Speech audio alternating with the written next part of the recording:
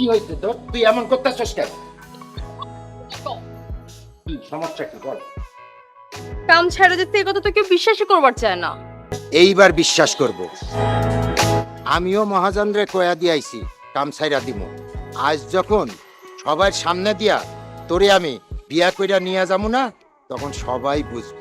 একটা কাজ করিস, তুই রাতে সাজগোজ করে থাকিস, আমি আইসা তোরে কাজী অফিসে লইয়া যাব। সত্যি? একদম সত্য কথা। শোন, তুই এখন বাসায় যা, বাসায় গিয়ে কাউরে কিছু বলবি না, হ্যাঁ?